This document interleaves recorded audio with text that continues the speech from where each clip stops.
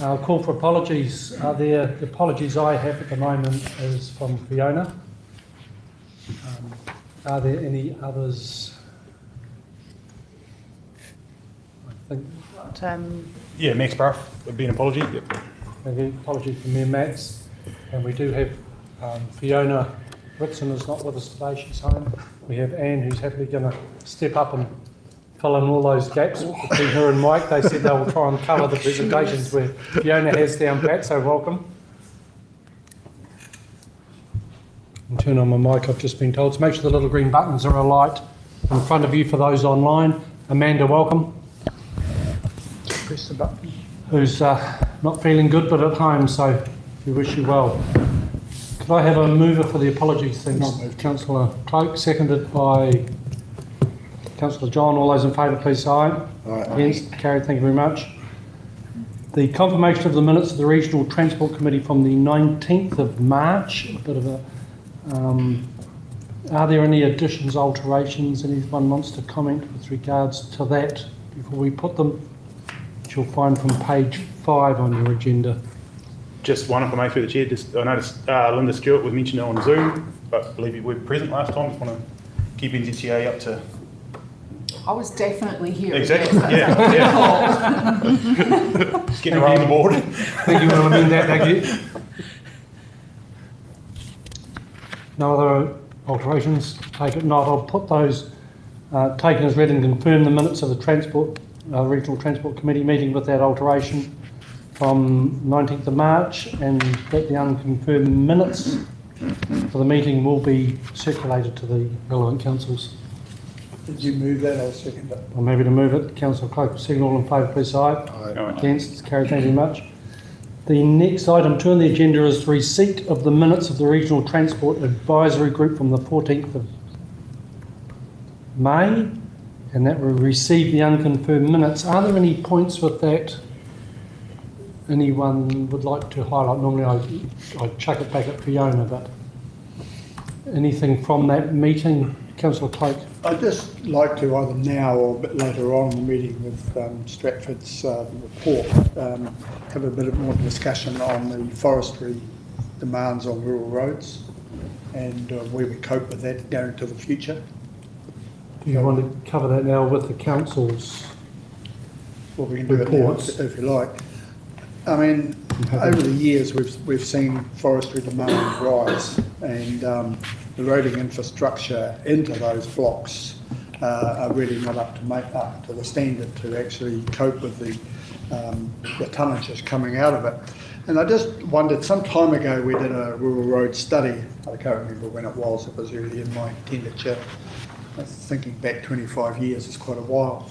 But we did a rural road study, and I just wondered whether we need to do that again to look at where these blocks are and what's going to come out for the future. I note that Stratford have actually got a targeted rate, and whether we perhaps as a region, because it affects the whole region, whether we, and I don't know if it's legal or not, to have maybe a targeted rate on those foresters that we can actually bring going forward to the future. Have some fund, because it seems that, you know, like, not sticking up for Stratford, but Stratford are in the middle of it, and they sort of been bearing the cost, and whether we could take their lead in doing something, because it really is an issue. It's going to be an issue. There'll be that wall of wood for a while yet, and there's a bit of a lull, and then there's the next wall of wood. So there's sort of two questions there: whether we reconvene the study that was done some years ago and see what comes out of that, and then perhaps look at a rating type system. But I think, you know, we've been hearing this for many years sitting around this table, and we've really done nothing about it to address the issue. I think, well, after you, I think, I know Stratford has done extensive studies and know when the ward's coming out, etc. Most of the councils are probably well down that path. Knowing about the upcoming damage, whether there's another study needs to be done on what's going to happen to the roads, they are well aware of it. They're all trying to work out how they can obviously get the best bang for their buck and maintain the roads. But Anne, you had something to comment on this. Through you, Chair, we are looking at as part of the regional spatial planning, we are investigating, well, obviously transport is one of the issues, one of the kind of areas of investigation, and the forestry issue is very much a live one that we will be exploring as part of that regional spatial planning, which actually also leads me to maybe this committee might need to know a little bit more about what's going on in regional spatial planning at some point in the future. Thank you. But certainly Fiona is involved in that process. Mayor Volsky. Yeah, thank you. Just if you're referring, Tom, to the page 13, that last bullet point on our report. Yes, I am. Yeah, it's something I had highlighted as well, and you know the issue there, it's well demonstrated really, and just in that couple of sentences, that there's a disproportionate amount of our road maintenance spend that is spent on a very small number of roads, and the way that we end up getting caught with this problem is that the rate take is not sufficient to cover that, therefore we dip into our other maintenance funds to keep these ones to a usable standard, and as a result of that all of the other ones gradually become worse and worse because we're not putting the money back in like we intended to. And it is a cross-border issue in the sense that a lot of the logs that are generated in the eastern part of our district don't necessarily stay on our roads. I mean, Tarata Road, which goes through New Plymouth, we have a lot go that way, and of course that's caused all sorts of problems for the northern people. So it is a regional issue. We do have an attempt to try and recover some extra money from forestry properties. We put a dollar value on it, and then we said that's how much we need to recover from those properties, and we charge a differential to load them up, if you like, so they can pay a higher share of the cost. But one of the things that we're looking to change in our LTP next year is, at the moment we've set that as an amount which is then divided up amongst a number of properties. As the number of properties increase, the amount per property actually decreases. So some of these foresters are actually paying less this year than they were last year. And that's an irony of the fact that we're still trying to recover that. So we've taken that cap off so that can follow natural justice there. And the other thing that creates a bit of an issue is, in terms of rating, is that when these properties are valued as sheep and beef properties, they hold a certain value, and that's what they're rated on. When they change to forestry, the rates are applied, but the value of the forest is not included in the value of the property. And so you can actually end up with a low value property, but a very high value crop sitting on top of it, and that's not rated. Whereas if they were orchards, it's the other way around. Orchards are included. So there's some real complexities around rating, and we've been trying to push this issue at national level, and LGNZ has picked up on it more recently. So that's because we're not unique. This is everyone's problem. But I agree that it would be really good to understand it better. It's a long time since we've had any update, and I think Steve will confirm that we've had literally, dozens, I think, of blocks of land converted to forestry in the last few years, and some of them are like, several thousand hectares planting, and that's all in its infancy, but it's going on all the time, so it's just going to get worse. Yeah.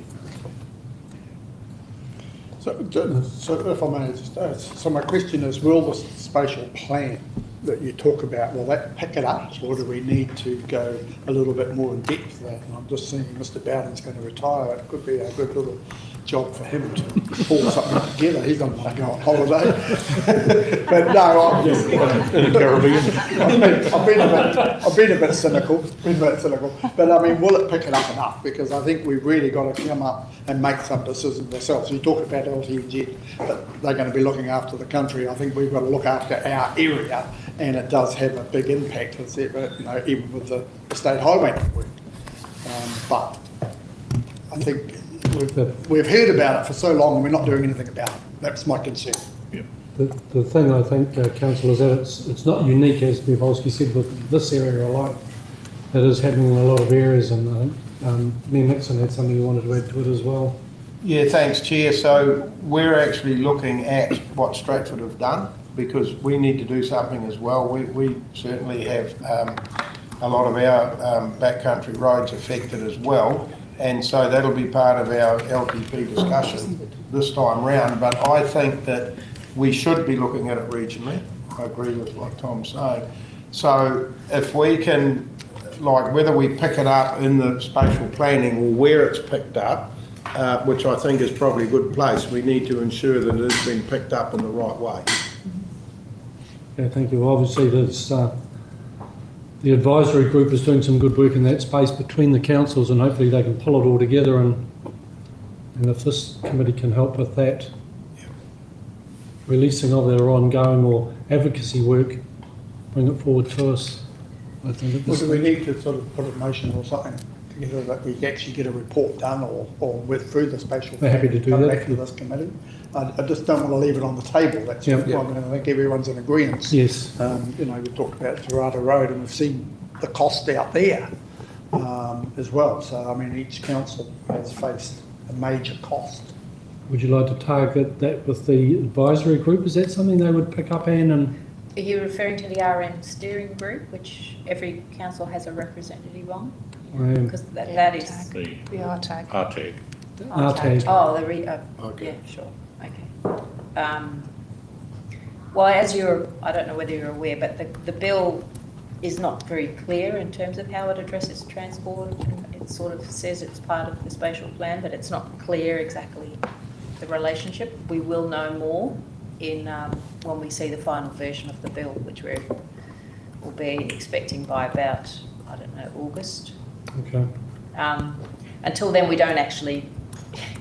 We are exploring it and trying to put together all of the knowledge and into an issues and option and a kind of options paper, but how that will be delivered through the regional spatial plan or any other mechanism, we can't really say at the moment until we see the final version of the bill. Thank you.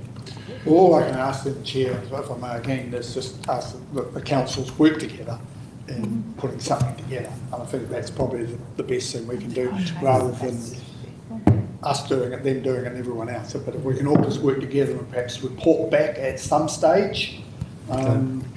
Chair, heard you loud and clear. It's an issue. We're fully aware of it. It's a very evolving policy and legislative framework.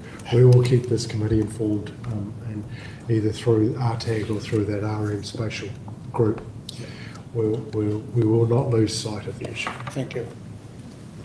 Okay, thank you very much. And with that, could I have a mover that we receive the unconfirmed minutes of the RTAG group? Mayor Nixon, seconded by Councillor Cloak. All those in favour, please say aye. Aye. Against? Carried. Thank you very much. The third item that I have on my agenda is receipt of the State Highway 3 working group minutes, and it's actually we're receiving the confirmed minutes, not unconfirmed, because we did have a meeting yesterday and confirmed the minutes. So, is there anything coming out of those minutes anyone would like to bring up at this stage? I think some of it will come out in the NZDA report. I think so. Thank you very much. I'm happy to move those minutes, and Mayor Nixon happy to second. All those in favour, please say aye. Aye. Carried. Thank you very much. Move on to the next item of the agenda, which is the developing of the regional land transport plan from page 25 in your agenda. And I think, Anne, you're going to lead us off with an introduction to this. Yep. Thank you very much. So the RTAG minutes actually identify that this was the key topic of the RTAG, which has been where they looked at the outputs of the 2 workshops that were held in March, in which I imagine most of you were participants. So basically, the RTAG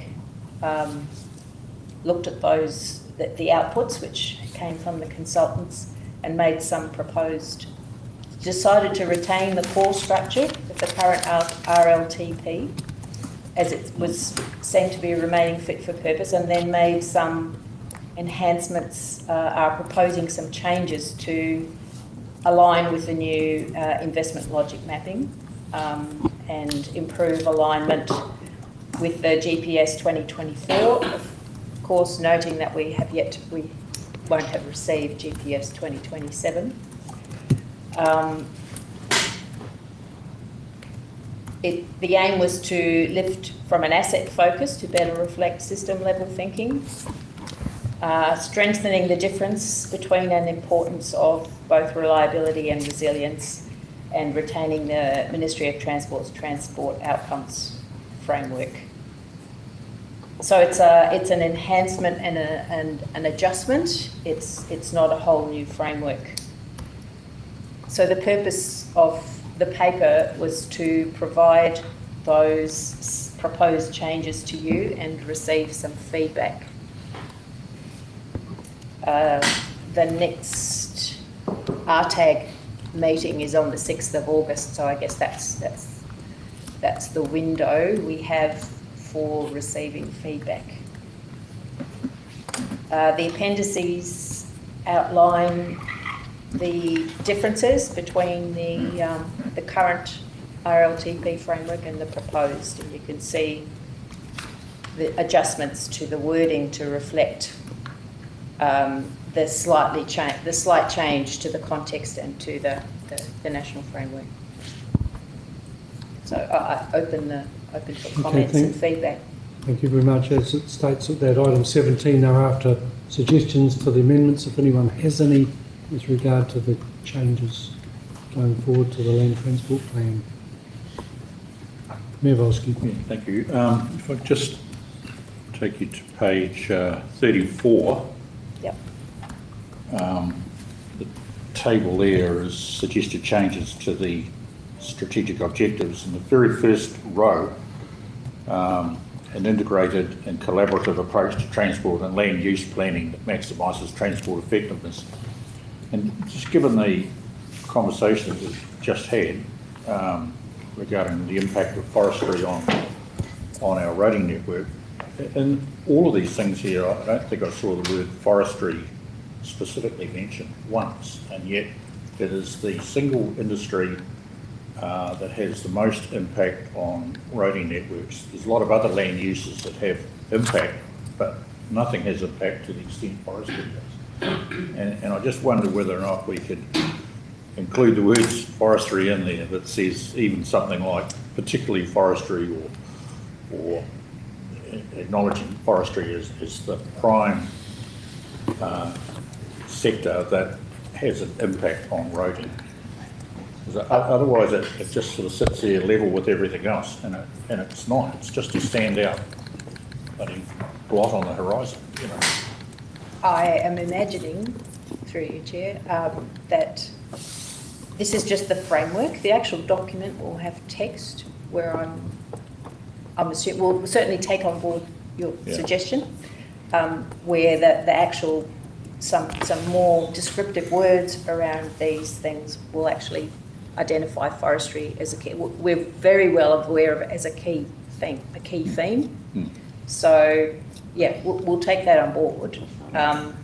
But this is just the framework. It's not the entirety. And one of the things that you would do in the text would be to give examples in relation to all of these things. Okay, thank you. So if we can get a line on its own one day, it'll be great. Yeah. Thank you. Well, perhaps we could, Chair, just under page 29, the investment logic map, they talk about increasing freight demand and just put dash forestry. Just to bring forestry into the document. Forestry will be in the document. Yep. There's no doubt about it. Yep. Cool. Mayor Nixon. Thank you, Chair. Well, I've got a couple of things. One, I'm just reflecting on what Mayor Volsky has just said, and he may wish to comment. If we crank the clock back 4 or 5 years ago, and the terrible state that State Highway 3 was in at that point, it is a lot better now.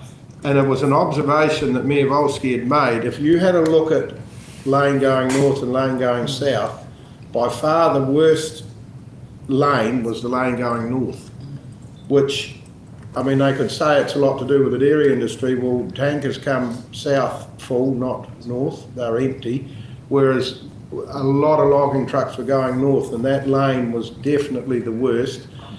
That's not scientific, but it was just showing the state of even what logging trucks were doing in Taranaki to that lane going north, showed it.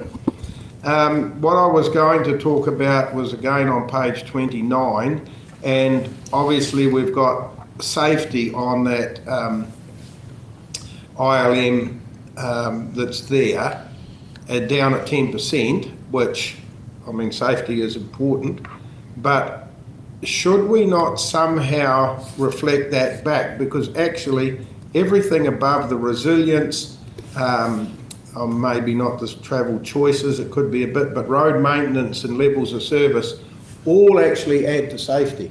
So can we reflect that back to the top in some way? Through, when we had the discussion about it, I think every single aspect of the things above it all related to that. Yes. Interrelated. Yeah, interrelation to that Yep. safety, and they were all so much combined. So I think it came out safety as a major heading. Did it rate that high when every other level above it had that high component of it? I don't know whether you wanted that to individually rate safety as its own piece. I think that's how it came about being there. Correct me if I'm wrong. So that's where it is. But it is well known that every item above it certainly has that high safety implications, and every part of it will make things safer. I absolutely agree, but when you look at that map, it's not actually tying it back.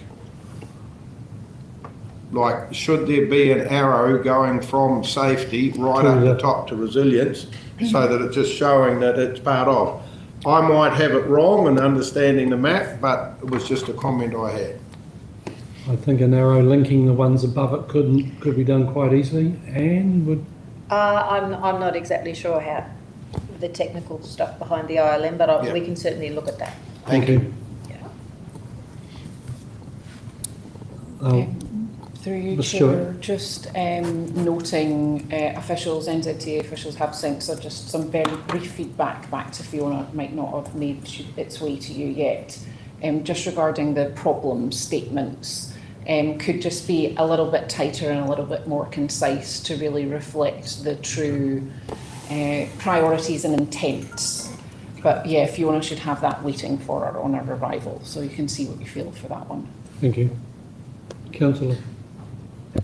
Through your chair, just looking back at page 34 again, paragraph 2, just the word resilience come out. Obviously it's pretty topical for us all at the moment, with the road resilience being the number one headline for us up there. So I get the rationale behind it, and obviously it looks back to what me and Nixon were saying around resilience at the top of that earlier graph, but is there a way of leaving that back in there, so reliable and resilient land transport system from our point of view, because it does align more with our, for MPDC, more with our strategic sort of vision moving forward as well? Just gathering thoughts on that. So that's the second. Second paragraph, yeah, reliable, and the track changes removing and resilient. Okay. Yeah. Yeah, thank you. Nothing further with regarding the. Sorry, can you just Oh, clarify sorry. that? You Yeah, don't awesome. put that in, or? Yeah, just ask if we can remove that track change and leave resilience in. It's it's NZTA's favourite word. Yeah, You sorry. have it in there, right? It's an important word It right is a now. separate No, it's a favourite objective, word. but It's important. Yeah, important favourite word, can we incorporate it? We can look at that, but there is another one further down, which is all about resilience. So it's about kind of reflecting the whole package, not everything everywhere. Yeah. If you see what I mean. Good point. Yeah. Yep. Thank you. This is actually, should be renamed this committee, the Resilience Transport. Yes. Well, here we Here we go. go. Yeah. Paul shaking. Just saying. Thank you. Okay, we have recommendations you'll find from page 25. They're in front of you. Could I have someone move those, please? Mayor Nixon, I'm happy to second it. All those in favour, say aye. Aye. Against? Carried. Thank you very much. Move on to the next item, which is the NZTA Wako Tahi update. You'll find from page 38. Ms Stewart's going to lead that off, and she has a very brief point. And so with that, I will leave it to you. Thank you, Linda. Thank you very much, Chair. We'll take most of it as read. I'm just going to quickly breeze through and highlight a couple of key areas, because I'm conscious as well we've got some other pressing matters to discuss besides the more general progress that we're making. Just a few national updates to make you aware of. All of your officers will of course be working hard on the development of the 2730 programme. Oh, got a bit click happy. Oh, too far, we're all at it. Just to confirm, we are on track for the board to make their decision on the FAR rates for 2730 in August. So that will be discussed and confirmed at our August board meeting. Just in relation to the State Highway investment proposal, that is our 10-year proposal for investment in the State Highway network. We have been working both through the RTAG and also directly with the Regional Council team in ensuring that we get... Oh. Is that time up? We're done. That's on sale. Oh, is that the rules? Is it? Yeah. I might just move on. I don't want to get in trouble before we get on to the we have been working with officers on the State Highway investment proposal just to make sure that we get one, greater transparency for officers as to what's in there. It's all go today. But as well, some confidence from officers that there's nothing missing as well. Maintenance doesn't directly impact Taranaki at this point in time, other than the existing network outcomes contract for the state highway maintenance in Taranaki has now been moved over to the new integrated delivery contracts. That's for a further 3-year period due to the term of their existing contracts. You'll note there that all of the other ones that are in green have now moved over and they've gone through an open tender process for the new 10-year integrated delivery contracts. Happy to take any questions maybe outside of the meeting if anybody's got detailed questions that they want to work through in what's changed in the new contracts. Two main things, primarily to drive greater commercial tension into the delivery market, and as well to give NZTA greater control over its assets and greater control over the quality of the work done across the state highway network. The New Zealand Guide to Temporary Traffic Management, as I understand, all of the road controlling authorities here are moving well into the adoption of the new risk-based approach. I just wanted to highlight to make sure that governance are aware that there are some key dates to adhere to, that by 1 July any new contracts that utilise NLTF funding must utilise the New Zealand Guide to Temporary Traffic Management, not the previous. Any existing contracts that you have in play, you have until 1 July 2027 to move over to the adoption and requirement to adopt the New Zealand Guide.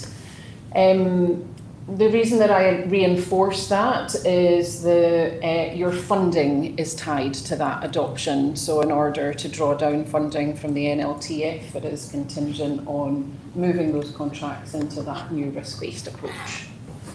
But you're all on track, is the feedback I've had.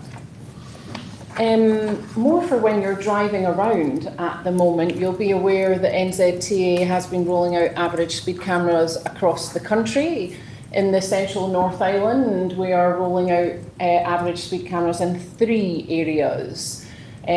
These sites are assessed on individual and collective risk factors, the deaths and serious injuries that are recorded over those corridors, other safety interventions that have or have not been deployed on the corridors, and also as well working with the police to understand how their work could be augmented in their enforcement work on those sections of the state highway.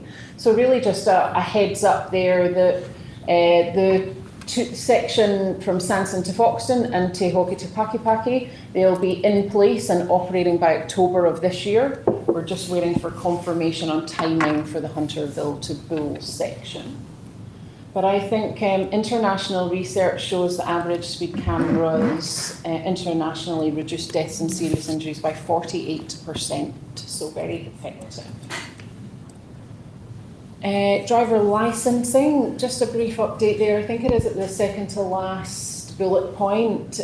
We are continuing to roll out further support through community driver testing officers. So they provide a much greater level of pastoral care and support to disadvantaged communities as they move through accessing the land transport system. We have secured and contracted 4 additional CDTOs in Taranaki. They are based at Learn to Drive, covering New Plymouth and Hawera areas. So that's a great addition to the standard services offered. I just asked a question, have you got any feedback on the take-up of that so far since March? Not since March, no. We would do it on a 6-monthly and on an annual basis. So it will be reported back? We absolutely can provide a full Thank you. update. Yeah, absolutely. Thank you. National ticketing solution, big thank you to our regional council officers for their continued work on this. We do have a confirmed timeline now for the rollout right across the country. You'll know that it has been rolled out in Christchurch initially, with Taranaki rolling it out in the first quarter of 2027. Just there is still a bit of devil in the detail to make sure it works with your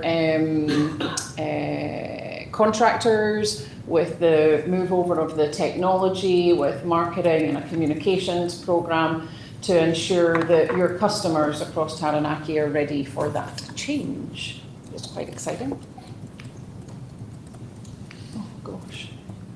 Oh, I think I might have gone really far there. Sorry, I'm a bit click happy. There we go. We'll cover a couple of these later. I think we're all pretty well up to date across progress on the main ones. Just noting the Waitara to Bell block. We are at the final stages of discussions with iwi and getting their approval for us to move forward an agreement on putting our consents, and that will allow us to go out to tender for the, which roundabout is it? The de Havilland, and Airport Drive roundabout, noting that our partners or adjacent partners in that New Plymouth District Council are chomping at the bit to get going with their related work. So we are at the moment still on track to begin that in this coming construction season, so October. Can I just thank you for your work on that? Back at you. It's not been straightforward. The only other one, just to note, we are in discussions with New Plymouth District Council re the integrated transport framework at the opportunity that the increase that the low cost, low risk changes may present. So for members, NZTA did advise our RCA partners that the threshold for low cost, low risk is moved from 2 million to 5 million. So that may allow New Plymouth District Council to have a look at a package of work as it relates to their strategic framework. I don't need to labour too much on the others. We've had a pretty good state highway maintenance and operations season across Taranaki, weather issues notwithstanding. Anything that we haven't completed, particular of note there is the drainage work is rolled over and will be programmed for the next coming construction season.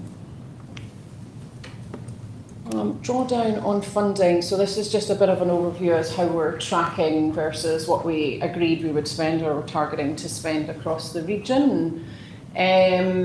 Long light blue line is the total allocation in each activity class for the region.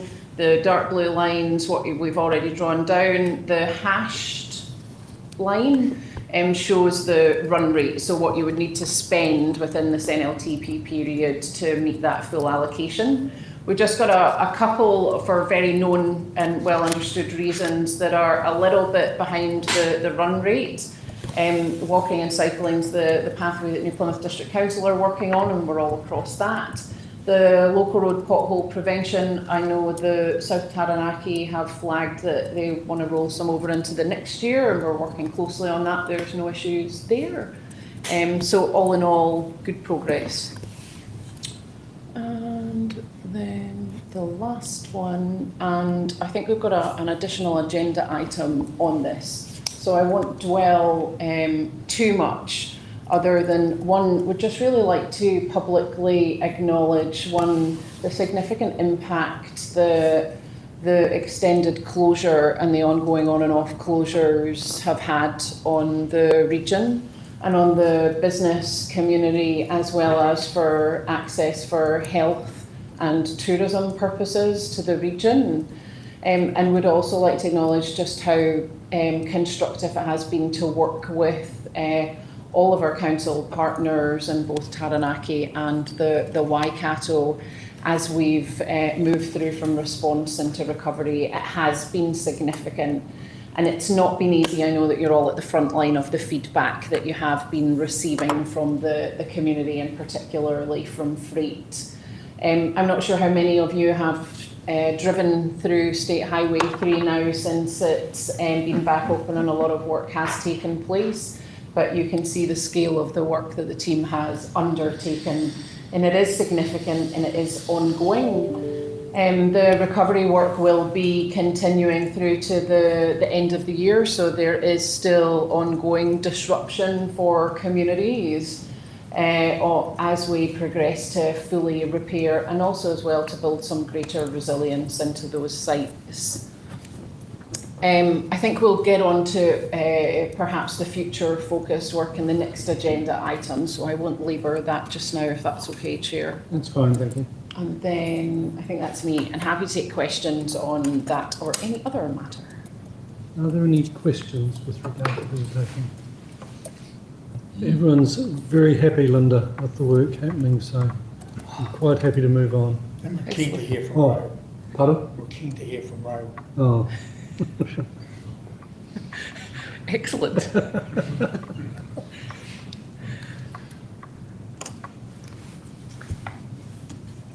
So I'll move that we receive you're it. happy that we received the recommendations? Second. Maybe to second it. All those in favour, please say aye. Aye. Against, thank you very much. Move on to the next item, item 6, which is an update from Kiwi Rail, which you'll find from page 63.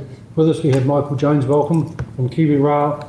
He told me he can handle all the questions, and if they're too tough, they're going to be passed on to Michelle, who's really ready to pick up the other part of it. So with that, Michael, I'll hand the presentation over to you. Thank you. Okay, yeah, Michelle, I think you were going to share it with. I can indeed.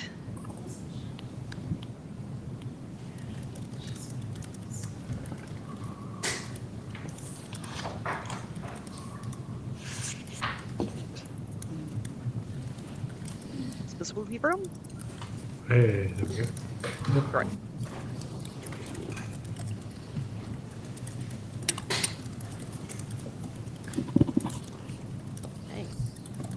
Thank you very much, Chair and members, committee members, for the opportunity to provide an update. Firstly, apologise for no one being able to attend the March RTC meeting, but you've got two of us this time, and we are very keen to maintain a close relationship with the committee particularly as the Regional Land Transport Plan is developed for the next 3 years, and definitely looking at the opportunities and the importance of rail in the region. I'm Michelle McCormick. I'm the Policy and Stakeholder Manager at Kiwi Rail, and Michael, who's in the room with you, he's Group Manager, Lower North Island Infrastructure, so knows the local network there very well. I'll just jump into the overview. So there's $3.3 billion worth of rail benefits every year accruing to the economy from the use of rail, from assisting with growth in GDP, as well as reduced congestion in those the two metro centres, but looking at reduced fuel and maintenance and safety outcomes as well. Map there will take as read pretty much, just gives you an idea of the volumes going through, the flows across the whole North Island network. Michael, do you want to add anything to that? Yeah, I think just to add to these two pictures is really the picture on the left shows that we have 18-tonne axle load capacity right across the North Island. That's what primarily our fleet is set for 18-tonne axles. So all our locomotives, our wagons, everything's built around that 18 tonne. So we have a good spread right across the North Island. Just the image on the right just shows where the tonnage is transported each year, and obviously there's a heavy blueprint for the Golden Triangle, so Auckland through to Hamilton through to Taranaki. It's when we start talking about priority routes, that's definitely the area that we invest heavily in for resilience. But we also, in the lower North Island, we have the NIMT, so the North Island main trunk runs right down the spine of the whole North Island. So for us, that's a real opportunity area for us to really capitalise on. We do get congested through Martin through to Palmerston North with all the Martin New Plymouth freight coming down from either Whareroa or New Plymouth. So. Thanks. I'm just going to give a brief overview of the Rail Network Investment Program. That's the main component of funding that KiwiRail receives. So ARNIP is guided by the GPS, and we are all waiting for the 2027 version. The investment focus for rail was investing in the busiest and most productive parts of the existing network to support the efficient movement of freight, and those investments too for the two metropolitan rail networks as well. Kind of covered where the benefits. Progress and achievements to date. Overall, we were within 3% of the target budget for the first ARNIP. So that was started in 2021 to 24. So this is the 3-year program. Track quality index has improved on the priority routes, and 97% of conditions which were rated very poor have been addressed on those. So there's been some major progress. Majority of the condition very poor sleepers has been addressed as well, and successfully delivered 85 million in recovery and repair works following major weather events too. So having the 3-year funding has put us in a much better position than being on an annual basis. Michael, do you want to add anything to that? Yeah, I guess I'll just go back to those priority routes again, the Golden Triangle. That's where that has mostly been targeted. The replacement of rail and sleepers, improving the health index has kind of been the main KPI set with that. For us, like on the Martin New Plymouth line, it's definitely a target approach about the health index. That's what we focus on to ensure rail and sleepers and keep the network safe and compliant.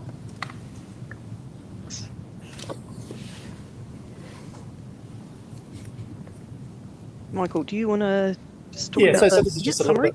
This is a little bit for Taranaki. Obviously, most of our freight is from Martin through to Wanganui and then through to Whareroa. That's predominantly where the bulk of our freight is, Fonterra being one of our biggest customers. We have one return service each day that goes from Whareroa up to New Plymouth. And all up, I think it's got up there 39.6 tonnage per million tonnage per year. As we've been in what we call ARNIP 2 from 25 through to 27, we've invested just under $12 million in this area, mostly focused on track. That's been the biggest share of that. But also civil and bridges is definitely top of that health index for us as well. I could probably continue with this. So this is probably a last year 2025 outlook. So just under 3 kilometres of re-sleeping has been done, just to ensure that we stay safe and compliant. Obviously between sort of Wanganui and Harawa, quite challenging in the civil department with slope stability. So culverts and civil formation definitely top on the radar there.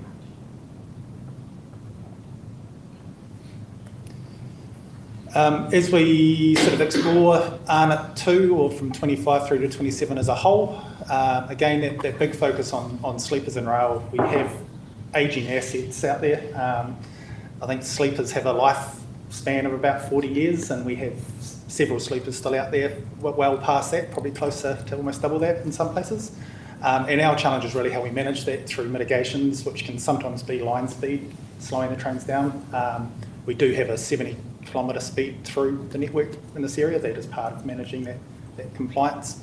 But also, again, just constant work on culvert, retaining walls, right through the area is what's going on at the moment. We've got one more year of funding currently, part of that ARNP 2, so we begin the next financial year in July.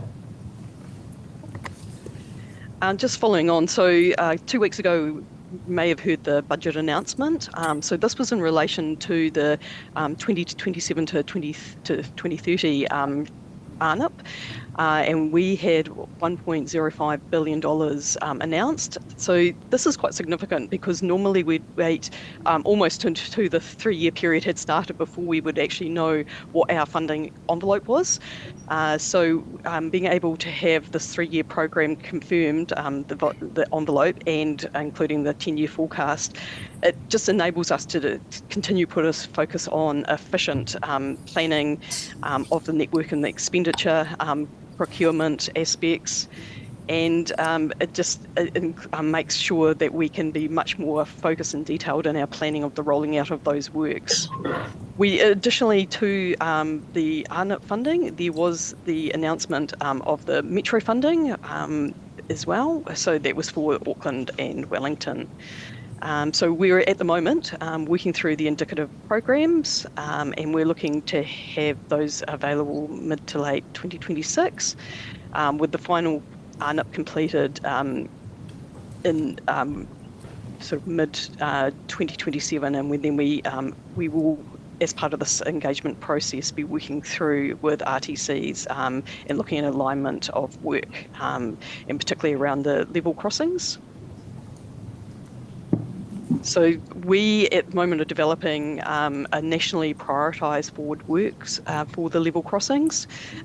We've had the assessments of those, and we're looking at on a national basis maintenance and renewals, but also a small number of prioritised safety improvement projects as well, and so they will be nationally prioritised as part of our ARNP development, and we're aiming to have that available to all the councils by early August, so we can look at co-funding alignment of those, what councils are putting in their program and what we see on the national basis too, because we have a finite amount of funding for that. In addition, we're looking at developing a nationally consistent global data grant for RCAs with a 50-50 sharing arrangement. At the moment, we will be working through with Reg or the RCA Forum for those discussions before any implementation and getting feedback on those. So this would simplify the process going forward. Just a question there on the level crossings. Are you seeing a change in the crash rate or incident rate on those level crossings, or are they still fairly high? I think I note you did a publicity campaign some time ago about level crossings. Does that reduce the incident rate? Michael, do you have a view? Yeah, I think it's an ongoing one, right? Like it's we continue to invest. I think that the challenging part about the safety significant level crossings is we're ranked nationally, and those top ranked ones, so sometimes our areas might not get the need. However, other ones that are ranked more critical are obviously, again, you go back to the Golden Triangle, and there's been several incidents around level crossings up that way over the years as well. So have I seen it reduce? Not necessarily, but I haven't seen it get worse either. Yeah. Thank you.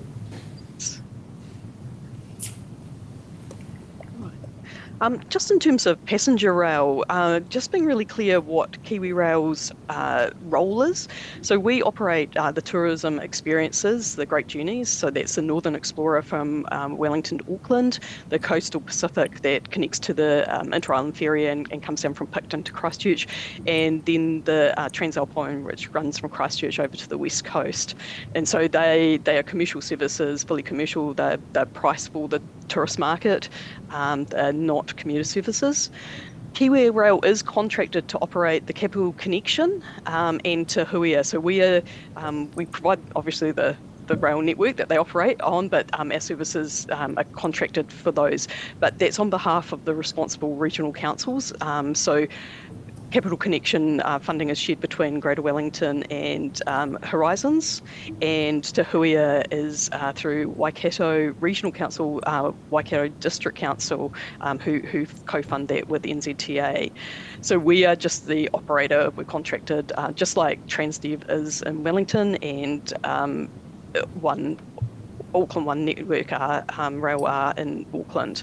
So in terms of other potential passenger services, we can provide advice about the rail corridors in which they'd operate, the suitability of them for passenger rail services, and then certainly once confirmed as a RLT priority, so councils are saying that they would put funding towards this, we can look at the rolling stock technical requirements to suit the track conditions, open access arrangements, and how timetables and pricing might work on those particular journeys. Where those services exist at the moment, those interregional services, the subsidy on them is around about $9 million annually, split between NZTA and those Waikato councils and Greater Wellington and Horizons. So it's actually quite a significant investment, and that's funded as part of the RPTPs, the Regional Public Transport Plans, and RLTPs. At the moment, we're also seeing a number of initiatives for excursions. So this is an opportunity to test the feasibility, timetabling, potential stops in that, and test demand. So we've seen a recent one in Taronga with the Kaimai Express. Christchurch has had a Crusaders Express running to the new stadium, and there has been a tourist service. The Savannah has been running again, and we've advised on rolling stock in the network and that, but it hasn't been at our initiative at all. In terms of future opportunities, so probably aware of the Lower North Island Rail Integrated Mobility Program. So that's the replacement trains that are occurring, the Tohono trains in the Wairarapa services, but also replacing the Capital Connection travelling up to Palmerston North. So there will be a fleet of 18 5-car battery electric multiple units. So they will run on the overhead traction, and then they will then carry on once the overheads have ended and continue to battery power through Manawatu lines and Wairarapa lines. So this is quite amazing technology and very exciting. So they'll be in operation from 2030. There's a lot of work going into setting up the network for that, and significant infrastructure improvements, new stabling, passing loops, etc. But these will allow those services to operate on a much more frequent service too. So in terms of Manawatu region will be more connected, and hence it will be easier to, there'll be other opportunities for people travelling from Taranaki through to maybe connect with these more frequent services in Palmerston North. Thanks. Michael, I'll hand over to you for the infrastructure update. Yep. So this is just a little bit about entombing. This is a trial that we're currently doing with our bridges in the South Island. We have an ageing asset of bridges, as I'm sure everybody does. Most of our old bridges are all made out of timber. There's now a timber shortage for hardwood to replace on those bridges as well. So what we're doing is looking to see how we can reduce our costs. So one option was that we start replacing timber members with steel, just steel members. And this option came from our engineering team about basically encasing the timber in a steel form and then filling it with concrete to extend the life of the bridges. So the photos up there is just showing the strength testing. So it's got a timber pile in that top photo, just showing it, giving it a big squeeze to see how much load it can take. And then the bottom one was testing that with the steel sleeve on it as well. So if you want to go through just the next slide, Michelle. This is really about reducing the costs of what we have to do on bridges, the types of materials that we have to use, bringing those costs right down. So I think the cost ranging from 100,000 to 150,000 in-house. That's versus what it was as a full replacement for that bridge. The main objective is to extend further life to these bridges rather than going through and doing a sudden replacement of bridges when we just can't keep up with how many bridges there are to be replaced. And I think the next slide just sort of has it in a few diagrams. Yep. Just showing in the first part that just the amount of bridge work that we were doing versus how many bridges are starting to fail as per life duration. There were basically two things that we brought in. One was standardising design so that we didn't have to have extra costs all the time with a new design for each bridge.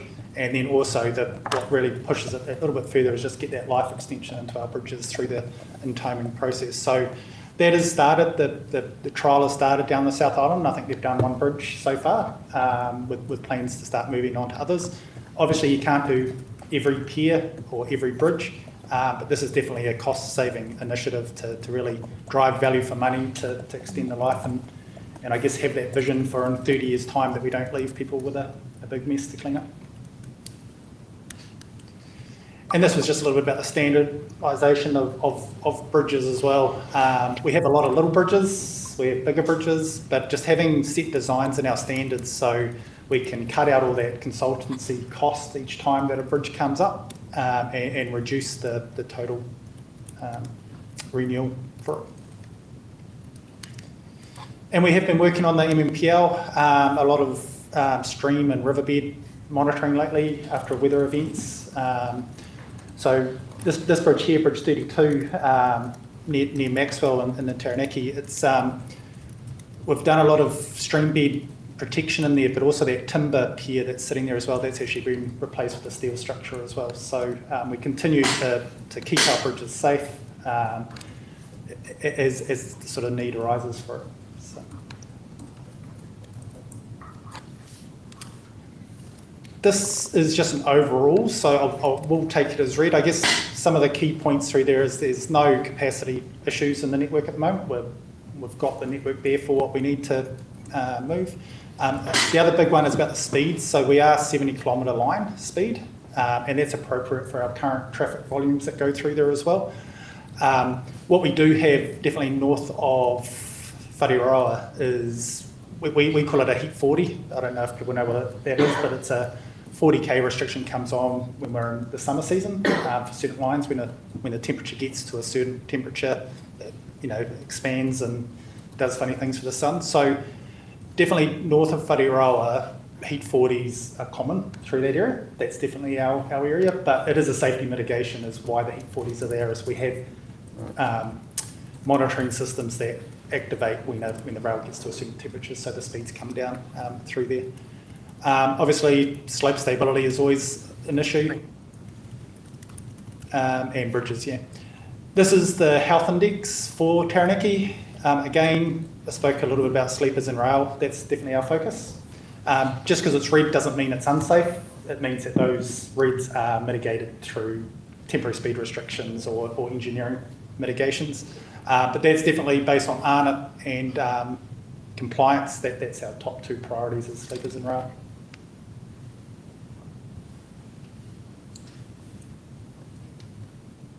We just included a couple of slides here just on freight hubs and an area that we're looking to have ongoing collaboration with local government, and particularly we mentioned the regional spatial plans coming in, and that would offer a number of opportunities. And I see Te Tanganui presentation after this too. Michael, do you want to talk about the export logs? Probably one that isn't on my radar.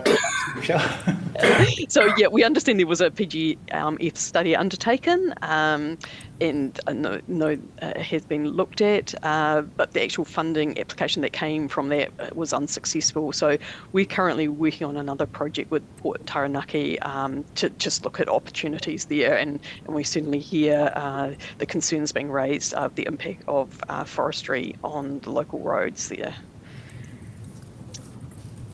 Just a couple of weeks ago, there was the Taranaki Connect regional transport hub was launched, and it was a big turnout there. In terms of the problem that we saw, there's a lot of containers going back and forth into the region, out of the region, connected through to Taronga, and then back again, and lots of major truck movements, empty containers on those back return trips, and massive unnecessary freight spend for Taranaki businesses. So it's a partnership between Simon's Group and KiwiRail, and looking at integrated freight solutions, number of service partners there assisting, including the port, and it will improve connectivity. We will operate a regular rail service Monday to Friday with the container terminal, and with Simon's providing this transport links. So we're looking to much improve the linkages for Taranaki businesses, both domestic destinations and for global markets through New Zealand ports. And that's it from us. Happy to take any questions. Thank you. Thank you very much for the presentation, Michelle and Michael. We do appreciate that. Are there any questions from the floor with regard to KiwiRail? Mayor Volsky. Thank you. Got two questions and a comment. Just going back near the beginning, there was a slide of the North Island showing the rail networks. It's on page 69 of our agenda, but All that. Yep.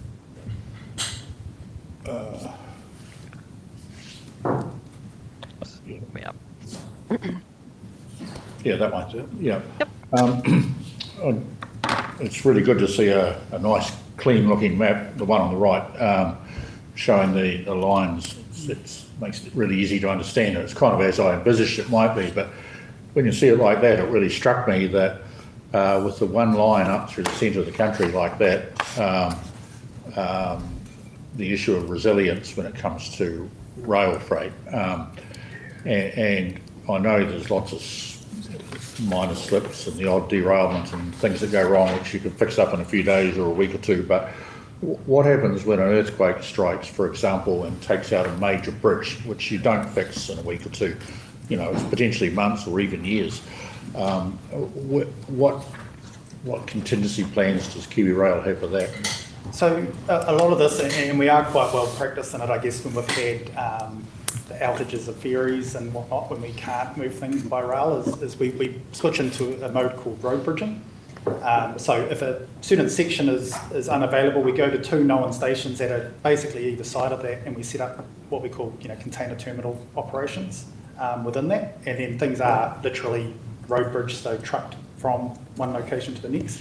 But that's definitely our weakness is we have one road in, one road out. That's our main part.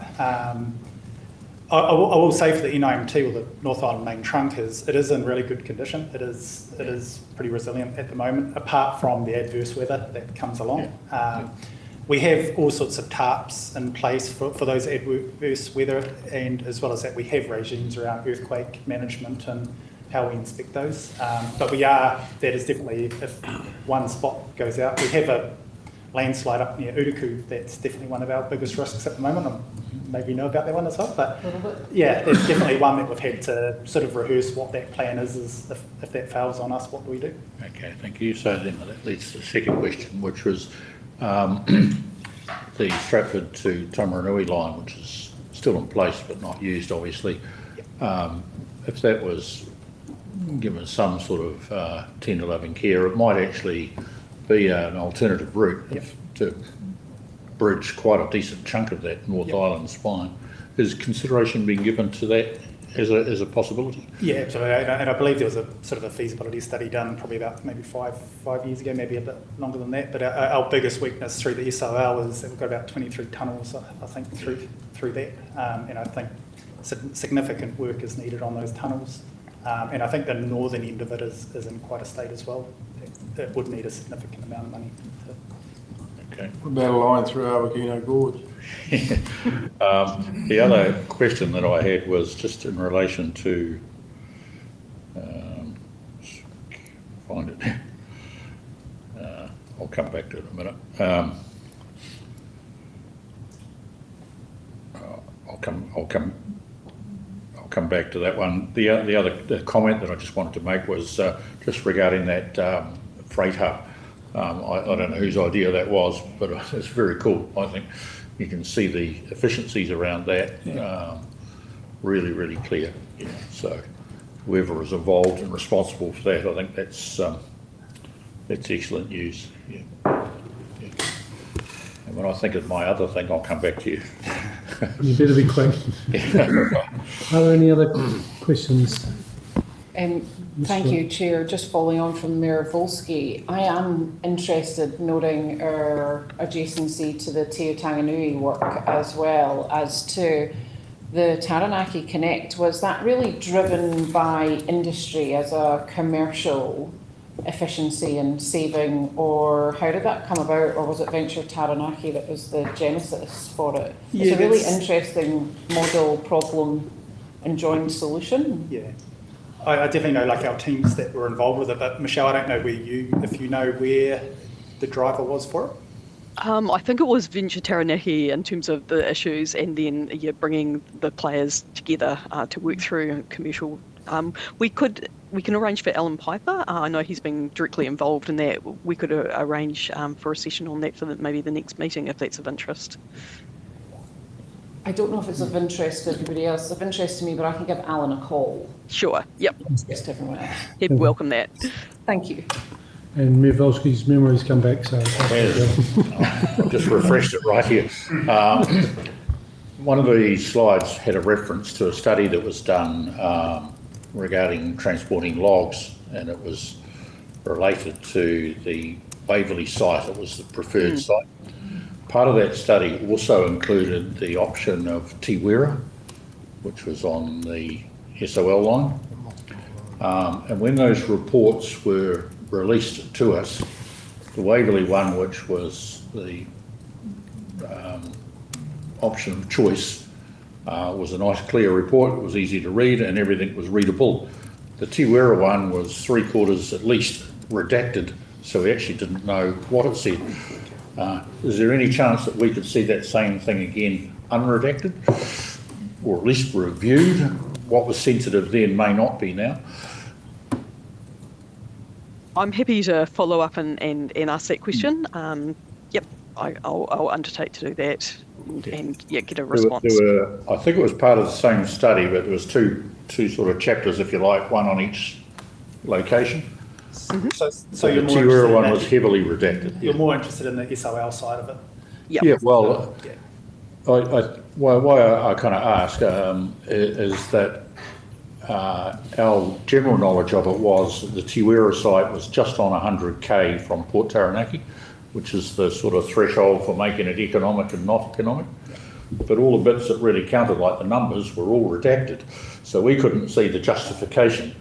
And I'm just wondering now, 6 or 7 years later, and a whole lot more forestry out there, is that now a slightly different case? Yeah. So yep, I'm happy to follow up. If we could see it, Michelle, that would be cool. Thank you. Yeah. thank you for that. Yeah. Anything further with Kiwi Rail? I take it not. I thank you, Michael and Michelle, for your presentation. Thank you. And thank you very much for coming back and joining us at the table. We look forward to many more times. And so with that, the recommendations from page 63 that will receive the updates. Moved by Mayor Nixon, seconded by Councillor Cloak. All those in favour, please say aye. Against, thank you. I'm just going to jump in the middle now with the next one. It's something I sort of missed off the NZTA presentation, and I'm going to ask Linda if she could give us a little bit of a verbal update on the resilience side with State Highway 3. I think it's of interest to us all. Apologies, I thought it was a separate agenda item, so didn't want to cover it as part of an update. So you will be aware, and much celebration, the Budget 2026 announcement of $400 million being allocated in that for resilience across the land transport system, of which pleasingly the Minister confirmed 50 million of that will be invested in State Highway 3 Awakino Gorge. In addition to that, our Chief Executive met recently with a number of the Taranaki mayors and chairs, and also the Waikato mayors and chairs as well, to discuss and share insights on, one, the impact and the concerns that both regions have of the ongoing resilience issues that State Highway 3 faces, but probably more future focused and twofold in, yes, we have the current response and some resilience improvement work happening, but will be the intent on the $50 million investment, and then what is the plan for long term? So we have, and we are in that meeting, we did agree that there's almost 3 concurrent work streams happening. 1, the current response recovery work, 2, confirmation and then commencement of the 50 million resilience programme of work. And then also our Chief Executive was very clear on his expectations that he does believe that the State Highway 3 Corridor North needs a strategic review. One had not been done since 2016, I think, which did lead to the Mount Messenger Awakino tunnel bypass.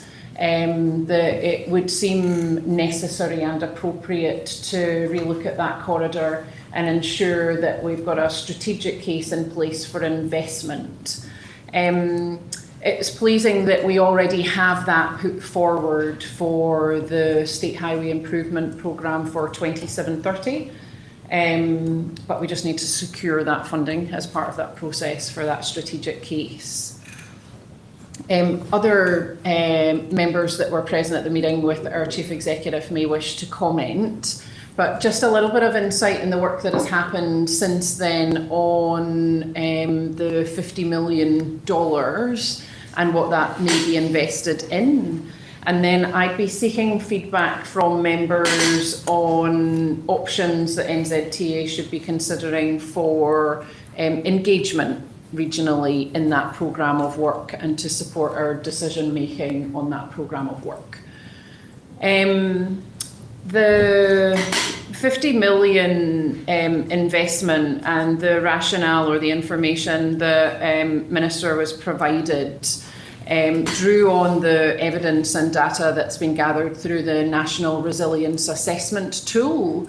And what that tool has done across all of our state highway networks, but in this instance on State Highway 3, is have a nationally consistent way of assessing the resilience disruption risks to our state highway network.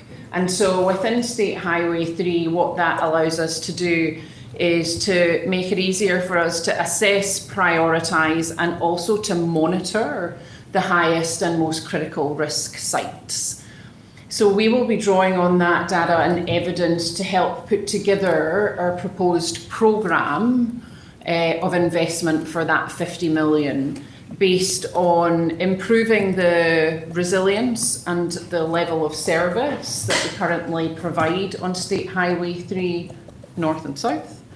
And also as well making sure that we have the best return on investment for that investment. 50 million is not a bad sum to invest, but I think we need to be realistic that it's not going to solve all of the issues that we experience across the State Highway 3 corridor. So we want to make sure that that investment is informed by data and evidence, also informed by local insight, and gives us the very best outcomes for that sum of money. Just lastly, and happy to open up for questions and comments. We had a bit of a discussion as to the appropriate level of engagement, and hopefully those that were in attendance have had a bit of chance to think and discuss on how NZTA engages with the region as we develop that. In discussions with our officials and subject matter experts, we would very much like to bring that evidence together with options. We would as well really appreciate the appropriate level of officer engagement, and would be really keen for respective councils to nominate who they, from their councils, may want involved in that, just so that we get some technical insight and local insight. But as well, and I think what we discussed at the meeting with our chief executive, we would like to have a mechanism for governance oversight so that you have understanding, can provide input and feedback into that. My caveat here, team, is that the main issues are not in the Taranaki region. So I as well would like feedback on the most appropriate way for us to engage cross-regionally, because it's kind of outside of my scope as well. It's my counterpart that will lead it. But noting, and I think we've all agreed, that while some of the major issues we experience are in the Waikato end, the significant impacts are experienced here in Taranaki. So at a high level, I'm keen for any initial feedback if that's, if this all makes sense, if it seems like a logical way forward, but then as well, a bit of a clear steer on how we might progress that kind of two-level of engagement with your subject matter experts, as well as with the kind of cross-regional governance review and input. I'd be very keen not to set up a million new structures, if that was possible, and perhaps to take advantage of existing meetings or structures that we could tap into that you're comfortable with. I need a bit of steer from you, what you think. Yeah. Mayor Nixon. Here you go, I'll go after. Okay. Thank you. So a few things there, Linda. Thank you very much. Really appreciated having Brett come to us. So thank you to NZTA for that. I think it was a very constructive meeting. We did talk about the 50 million, and we made it very clear that we don't want that used up on consultants and all those things, that we really want to see some good resilience work done with it. And I think Brett took that on and made that very clear.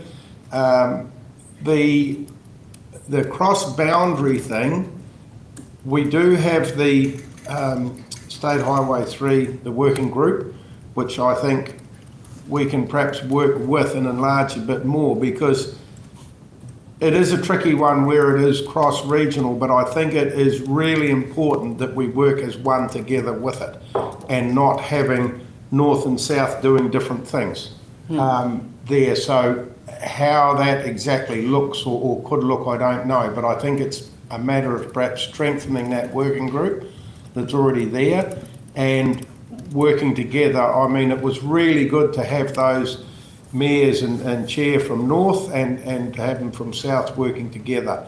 And so I think enlarging on that and growing that is because this corridor is just so important to us.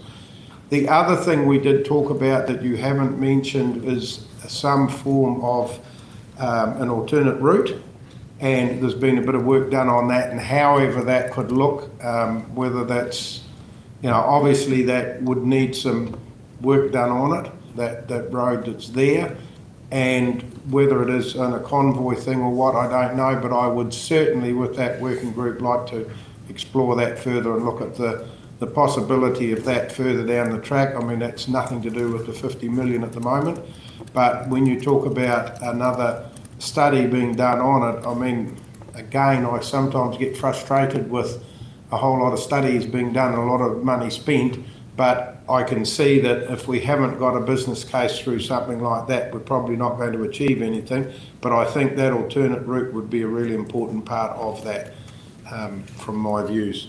Thank you, Chair. Thank you.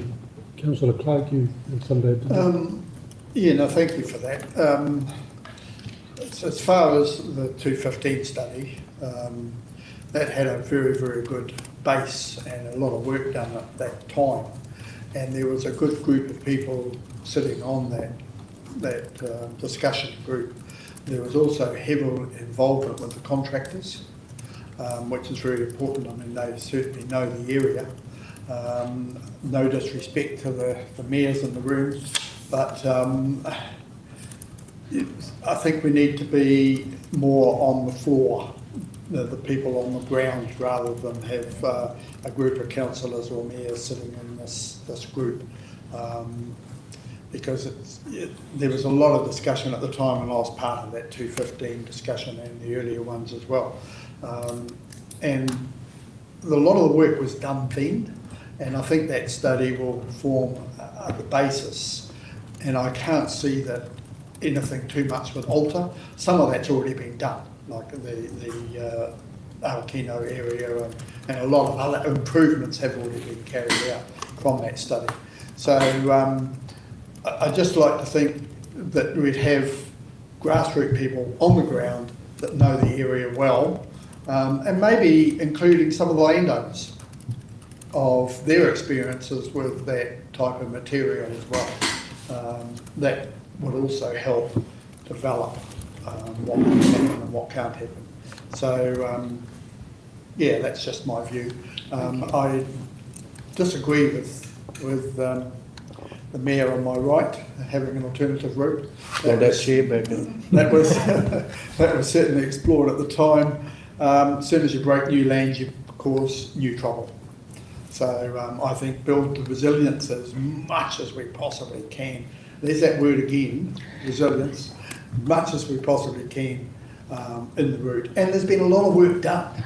It's really, it was just that heavy downpour that happened in that recent time. But there was an earlier one in 1998, just as bad, and we coped with that. So yeah, that's just my comments. Sorry. Thank you. Yeah. All right, entitled your comments. Yes, through you, Chair. Just probably a couple of things that might give Tom some comfort. Just regard to the alternative route, that was a really brief discussion. It wasn't a proposal or a suggestion, and it really came from our northern mayors, not so much around having a permanent alternative route or a new road. It was being able to utilise an existing road that wasn't quite fit for purpose at the moment, but with some upgrade could be, and would only be an alternative route when the gorge itself was shut, and it would still only be a one-way bypass, if you like, for a short period. So I wouldn't get too concerned about it at this stage. And in terms of input into the or the engagement side of it, there was a suggestion that a smaller focus group be established, and there was that was more nimble, more flexible, and able just to focus entirely on just let's spend the 50 million the best we can. The whole idea was to get the money into the ground rather than into the sort of study side of it, and there was a strong desire to have local input, local knowledge, and probably mayors aren't going to do that, but there was a thought that particularly the Mayor of New Plymouth, who is very involved in this and initiated this meeting, and the Mayor of Waitomo, John Robertson, and just coincidentally a very useful colleague to the north of him, Mayor Rodney from Otorohanga, who runs a reasonably sized trucking company, so he's very familiar with a lot of the stuff there.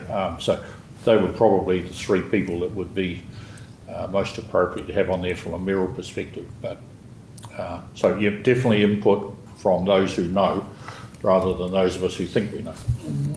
Thank you. Yep. That is reassuring. Anything else, Councillor Woodward? Yeah, agree. Most of the things have been covered. Just chatting to Sarah before and now as well, with a smaller focus group, MPDC would be well and truly in favour of that as well. And obviously there's work being done, so I won't sort of rehash that. And just mindful of the alternate route conversation certainly come up, and there's a push coming from the transport sector around that, but I don't want that to become the red herring that distracts from what's going on right now, because it could well be. So encouraging them to keep the communication up and do their thing, but keeping it as a separate piece of this. So again, it's obviously the more resilience we can throw at that, the better. And whatever part we can play in that, or I can play in that, by all means, keep us in the loop. Thank you. Thank you very much. Can I just respond to a few bits? I really appreciate the feedback, and as well on the kind of smaller, right-sized, if you like, focus group where we are just on this one topic, and we can probably draw on some of the previous experience of what's worked well on that balance between industry, SMEs and governance, I think. We'll give that some thought and make sure that we update. I'm just really cognizant that I've got a concurrent conversation happening north at the moment as well. So we'll bring that together and some reassurance that the two teams internally in NZTA are working closely together on this. Just on the 50 million, there is no big study required on that. We have much of the data and evidence. What we want to do, and the reason for engagement, is make sure that there's no new local knowledge, insight, expertise that we're missing, need to be aware of, or that helps us to reprioritise what we invest in. So loud and clear. And also the alternative route. I think we all know I have no technical expertise. That's the purpose of the strategic study, is to make sure that we build on the information that we have and to look at the options that are available and rule them in or out on a variety of factors. So I'm not going to define whether an alternative route is or is not a great investment. That will come out in that assessment and that work, and we'll see where it takes us. Just noting that that is a local road and would require local share, and that's a very small council up there. So there's some things for the Waikato community and councils to consider if they believe that that's a good use of ratepayer money versus everything else that they have to balance. So there's a bit of further work to be done on it, but just some reassurance, we're not even on that one just going to start from afresh. It will be building on the existing knowledge and having a look to make sure that we're up to date with the latest, particularly the economic impacts, insights, the business and freight impact and insights, the traffic volumes, but also feed in the new information from that national resilience tool. Just a last question, would you like the confirmation of how we progress this engagement focus group, whatever we call it, to come back through RTC or group email? Or I think it's a good place to come back through, okay. but we don't meet that regular, so no, just confirm via Mike and Fiona. Send it out. send it out that way in the meantime would be great. Thank you very much for keeping us in the loop. Thank you. And we look forward to that progress really happening and making a difference in keeping our road resilient. Thank Is there you, anything Chair. further of Linda? Can I just ask Yes, a Sarah. question? Is the Yes. National Resilience Assessment Tool available for us to look at, or is that just on? I believe that it is an accessible, I have in my notes this, an accessible digital tool. So I should access it yesterday. yeah, you might just need to get permission. Yeah. I'll need to come back to you on how we get your permission. Okay. But yes. Thank you for that. Careful you get a virus. Thank I you. will see what we can do. You'll sort that? Okay, Okay, thank you very much. Yeah. Thank you very much, Linda. Thank you. Appreciate you picking it up, and I'm sorry I missed it with the other. Sounds like we're all on the So same we'll move on to the item 7 on our agenda, which is actually the Tuatanga Nui Central Distribution Hub. We do have the Program Director, Robbie Woods, with us online. Welcome, Robbie. With the presentation, we do have a digital one that I think he'll probably bring up, but I'll pass it over to you to introduce your presentation. Thank you. Kia ora, and thank you, Chair, and thank you, members, for having me along. It's great to be here, and I apologise that I couldn't be there in person for this event. In your pack, you have what we refer to as our strategy document, and probably the crux of this this presentation is to cover off page 133 of the pack, which is a letter that we issued requesting endorsement of the strategy. So what I will do is I will bring up a presentation just to give a bit of a flavour of what Tuatanga Nui is. I trust that has come up for everybody. Yes. So we'll go through this just to give an overview of what Tuatanga Nui is, and then I'm happy to open the floor to questions. So at the at the highest level, we are a multimodal distribution hub in the Manawatu, and we're basically here to complement the existing national freight network. I've got a couple of slides that I'll go through, which should basically somewhat outdated, but show just how freight actually moves around New Zealand, and basically explain why we see ourselves as the central node. I'll just go through these graphs are slightly out of date, but the reality is New Zealand hasn't got an updated data set. Freight data in New Zealand is quite challenging. So this is probably the cleanest, the visually cleanest representation of how freight moves in New Zealand.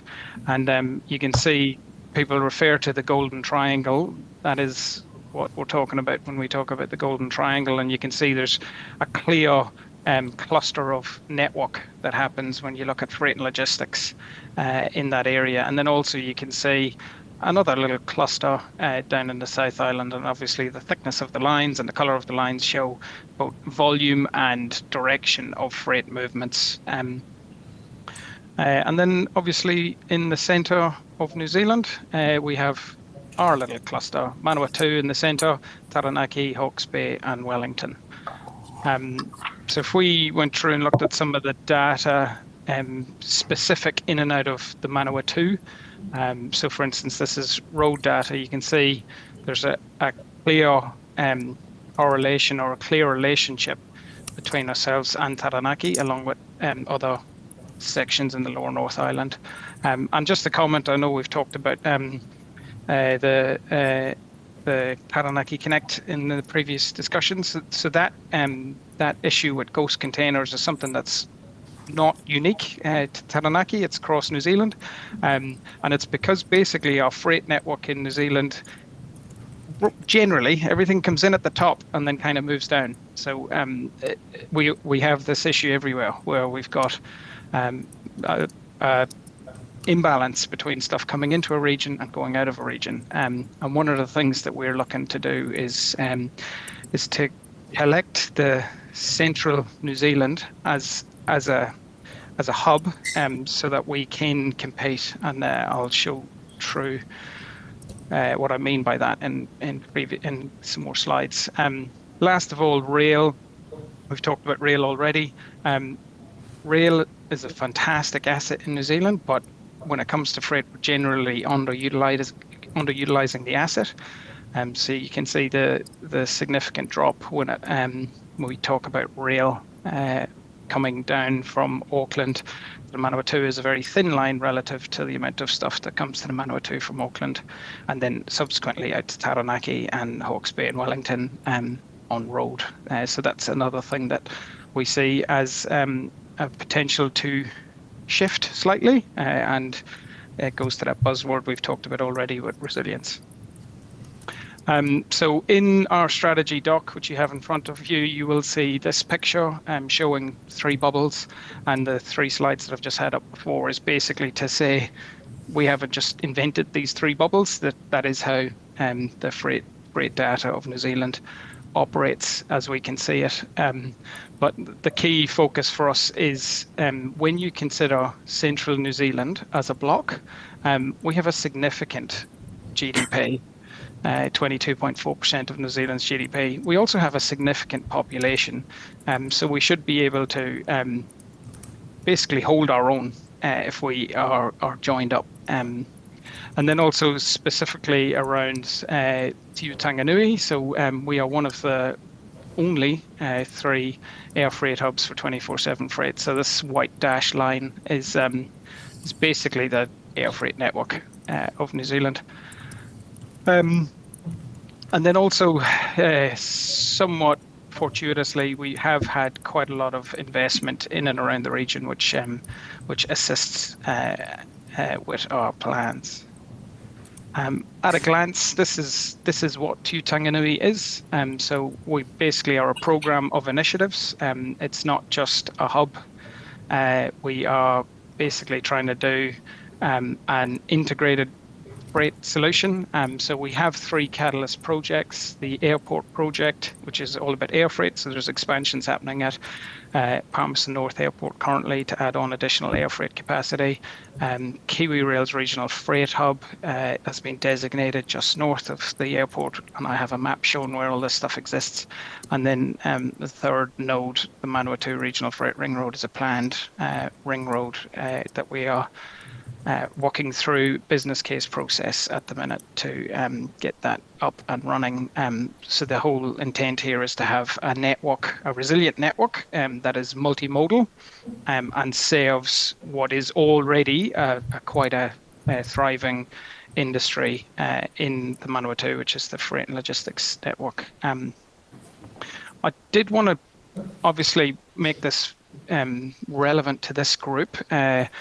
We do not have down here Taranaki Port on this diagram because this is from our strategy document, which we finished late last year. But as of last month, Port Taranaki came on board as a port partner. So whenever I get round to getting back to my graphic designer, we will have Port Taranaki down here in this strategy document. And Simon and the team have already been made aware of that, obviously, and we've had conversations with our port partners. So we're not, as a program, we're not tied to any particular ports. We have these as 3 port partners, but the actual hub can be port agnostic. So if people choose to, they can export out of whatever port they wish to, or import out of the same. What we've talked about resilience. We see this as a significant play for resilience, not only having the opportunity and the benefit of being equidistant between 3 strong ports, but also being on the North Island main trunk line, which Kiwi Rail mentioned before, and around some significant roading network as well. There's quite a lot of resilience benefit. And then major players are already in Tutanganui that service the Taranaki region from the Manawatu, such as Woolworths Foodstuffs and Toyota. Just to basically explain what we mean when we talk about Tutanganui. So this is a sort of anything with a colour on it here is part of Tutanganui, and it's different services. So we see the road network, for instance, the blue section is an indicative location for the Manawatu Regional Freight Ring Road, and that is still going through business case, so that's not locked in by any means, but it will, the intent is to basically move freight movements from out of the heart of the city and connect up with industrial areas. We've got the airport, we've got existing industrial land, and then Kiwi Rail's planned freight hub just north of that to sort of build an agglomeration of all things freight and logistics in one area. And this is reflected in all of the Manawatu's strategic documents, such as the Future Development Strategy. We have issued similar letters to page 133 to Horizons, Hawke's Bay and Wellington, Greater Wellington. We've had similar conversations with their equivalent groups and have received endorsement from them as well, because, as I said, we see this as a sort of a lower North Island play. So that is basically Tutanganui. That is the letter, and I believe you have a pack or a paper in front of you. So I'll stop sharing now, and I'm happy to take any questions. Yes, thank you very much for that. And I do notice on our diligent page 99, we do have 3 options regarding the support that should come from this committee. But are there any questions of Robbie at this stage? And I'm very pleased that you've added the port onto that list of strategic areas. So with that, I think we have Mayor Nixon's going to. Thank you, Chair. Thanks, Robbie, for that presentation. I have a comment and a couple of questions. So I think the concept of Tutanganui is brilliant, to be able to hub that, very centralised there. really interesting that it's the only air road and rail central hub point in New Zealand. So I think it works very well. You would have heard us talking before about the resilience of State Highway 3 and the meeting that Mayor Max from New Plymouth organised between the mayors. You talk about the Golden Triangle up north there. The northern mayors there in South Waikato were very adamant and said it several times that it's actually a triangle, a diamond. They were quite sure that they were a big part of that and take it down further. I'd just be interested in your comment on that. And I guess a final question is for our committee here, why has it taken 11 months for this to get to this committee since we received that letter? So yeah, just if you can answer the triangle one, what your thoughts or comments are there, Robbie, please. Yeah, look, what shape you put on it, I don't really mind, to be honest. I was thinking even when I did that presentation that I put an oval on it, and we have some people within our wider team have talked about us being the platinum quaddy, which is slightly bigger than a triangle and slightly more expensive than gold. But I'm not sure what you call yourself really matters, to be honest. So I know, for instance, some of you might know the Waikato Tainui iwi that have invested in Ruakura, which is an inland port in Hamilton. We are in very regular conversation with Ruakura.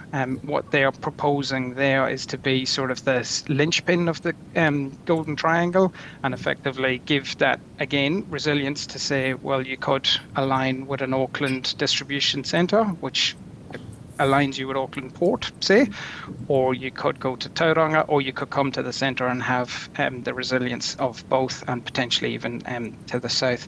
So a very similar sort of play, and to be honest, it's sort of what the supply chain is maturing to do anyway.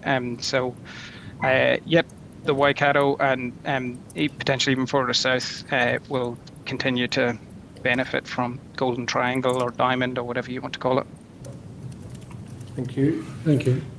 Can I actually, sorry, just on your second point, I know it wasn't aimed at me, but I can possibly come to the defence of some people here.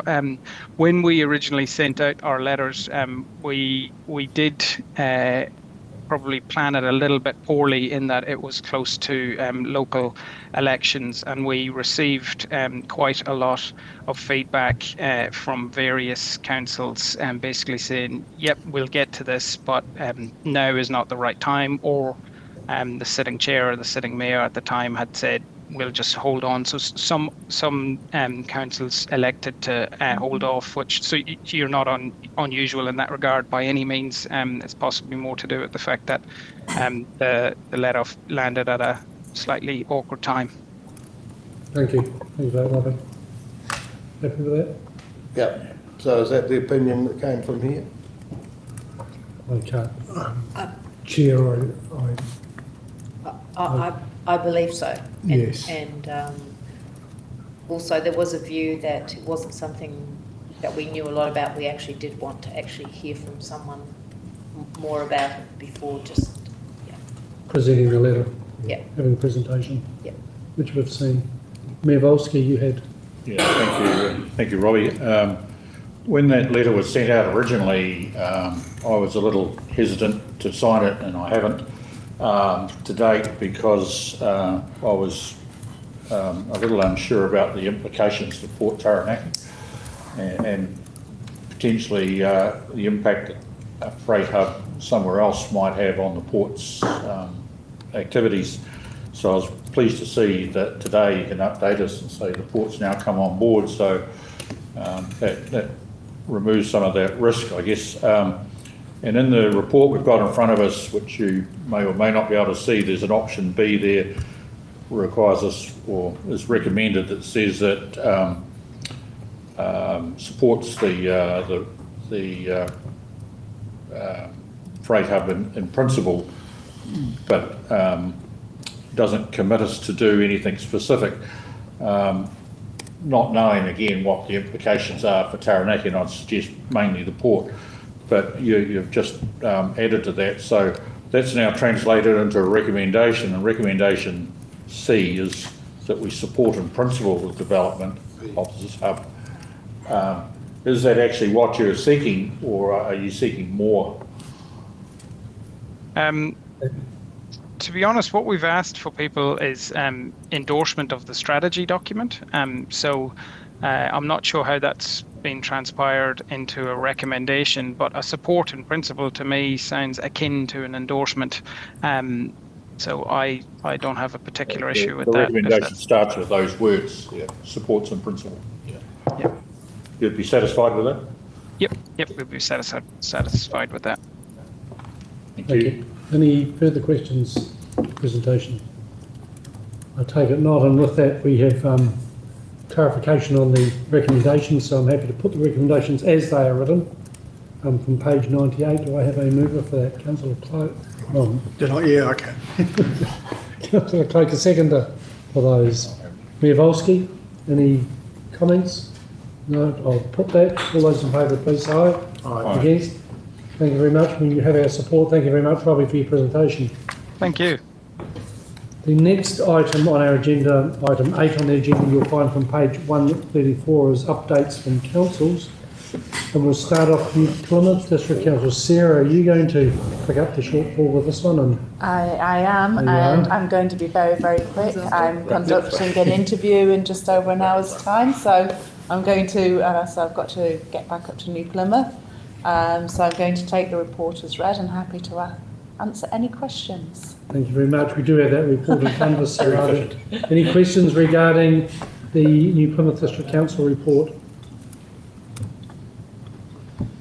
I think it's all I self-explanatory. think it's all pretty good. Thank you very much. Move on to South Taranaki and the great work you've done, especially with your retendering and that process, reading through it. Vincent, so I'll pass it on to you. All right, I'll just mention that I think it's read. I just wanted to highlight it. I thought last time you guys were quite interested in asking a question is, how did the unbundling go? Did we achieve anything?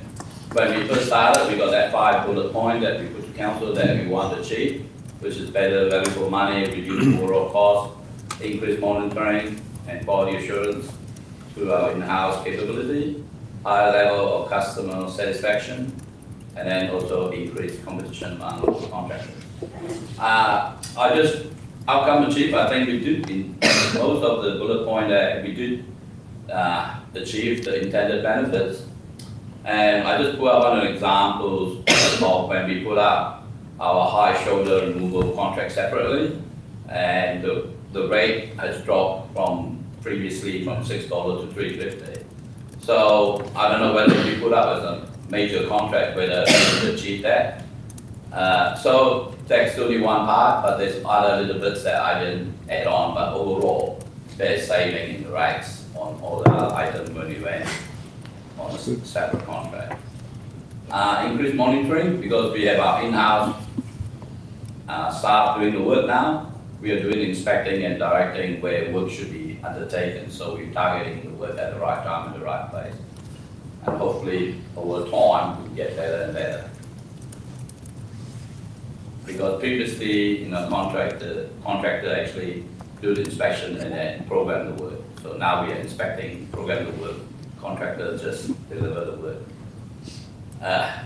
Improve customer satisfaction.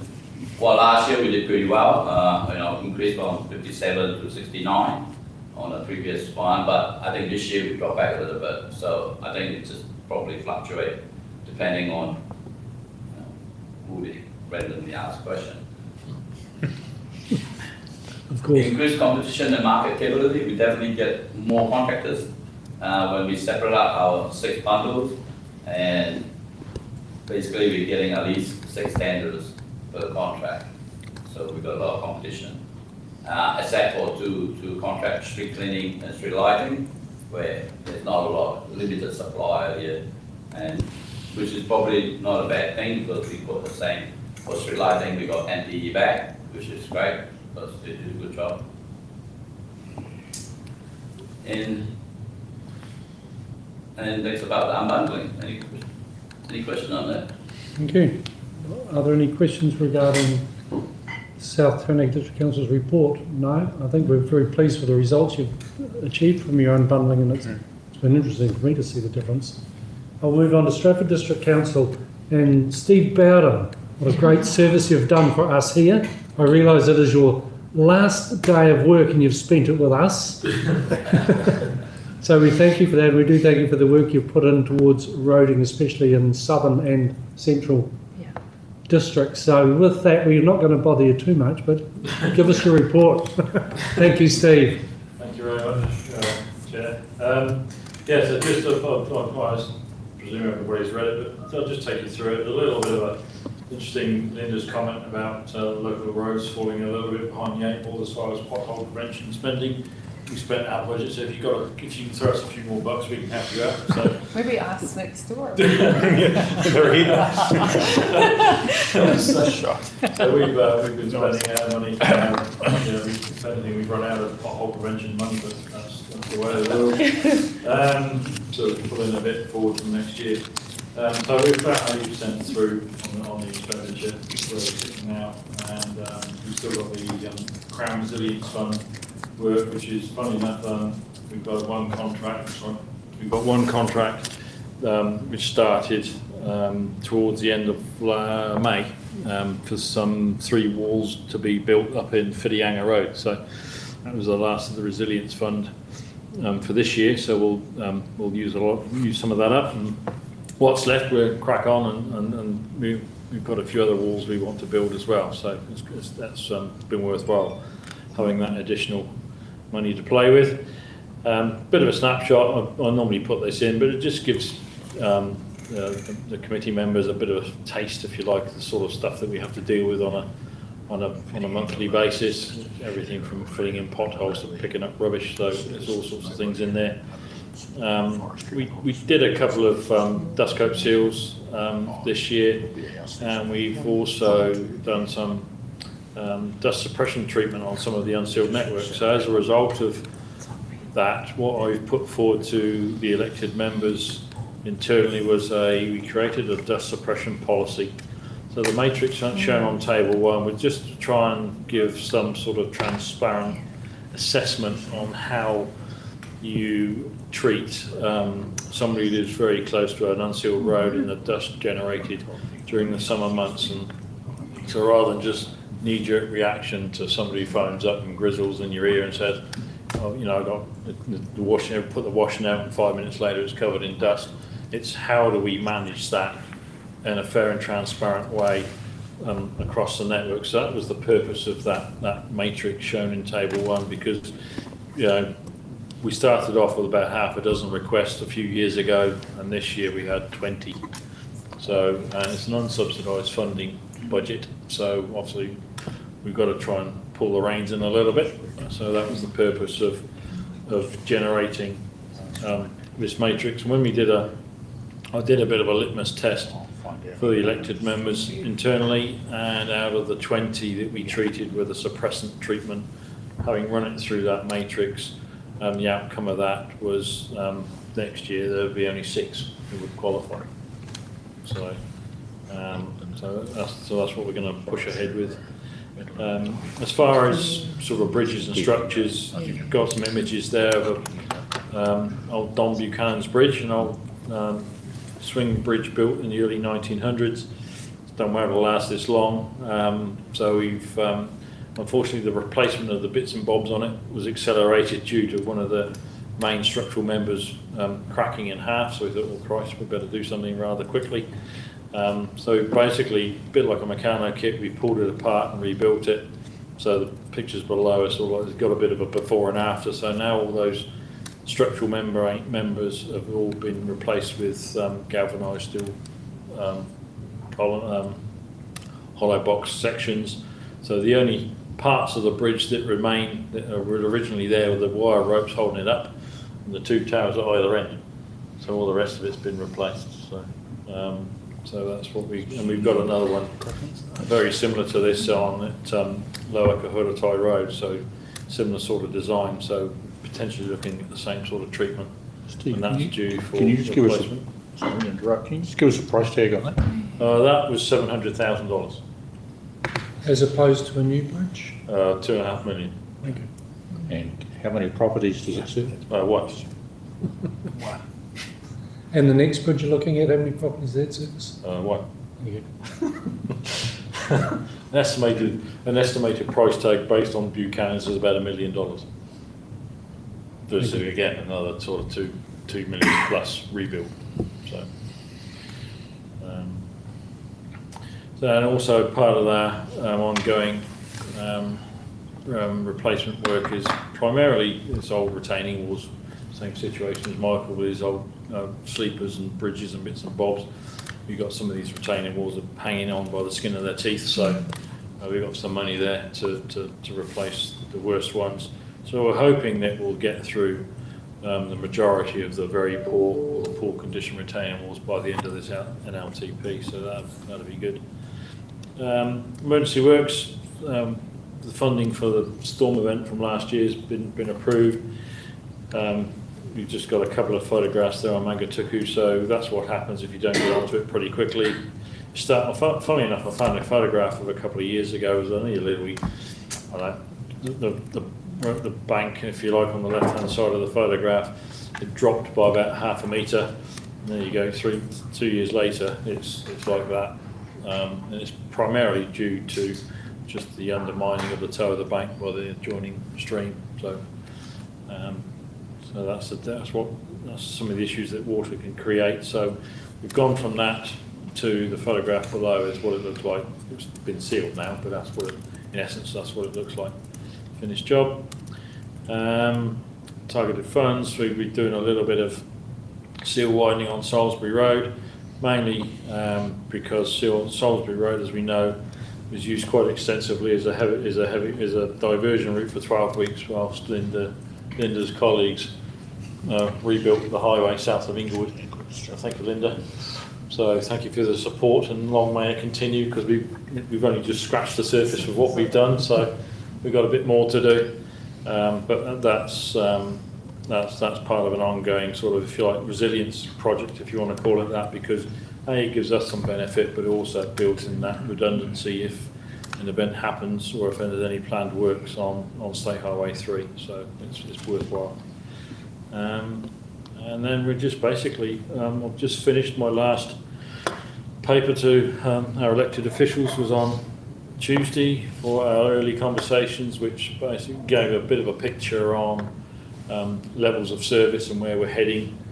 And in essence, we were asking for a little bit more money than we got last time round. And the simple reason being is if we don't, we're just going to fall further and further behind the 8 ball, and then you're just going to build a huge bowway for future generations, and it'll just become unachievable. Well, it's never going to be affordable, to be honest. Let's just be honest about it. There's never enough money in the bucket to do everything we want to do. But if you don't keep up pace with everything, you're just going to fall further and further behind. So it's just a matter of trying to keep up pace and offer a reasonable level of service to our community. So, and that's what the paper was all about on Monday. So we'll and the elected members signed off on it. So that's where we'll pitch our funding for the next round of the NLTP. Thank you, Mr. Bowden. Are there any questions, points? I just have a comment, Sure. if I might. I just want to say on behalf of NZTA, thank you, Steve, for all of your work in the region, but for the sector overall and what you have contributed. It is widely recognised by our team, from our maintenance team to our investment advisors, asset management, the technical side, to me as well, like how much you've contributed overall, but that you contribute to your work in a pragmatic and balanced way with a healthy dose of a very dry sense of humour, which we all appreciate greatly. Yeah. And you will be dearly missed. I know that you're very much looking forward to this moment, but we will all miss you very much. So thank you. Yeah, thank you, Linda. Thank you very much.